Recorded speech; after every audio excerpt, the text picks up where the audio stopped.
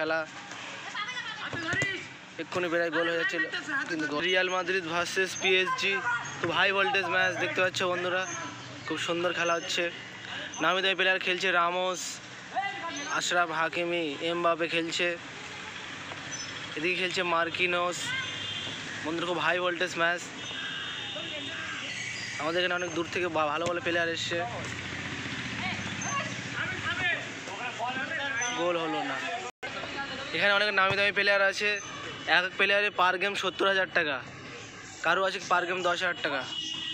বুঝতে পারছো, এইসব বাচ্চা কাচ্চা খেলছে।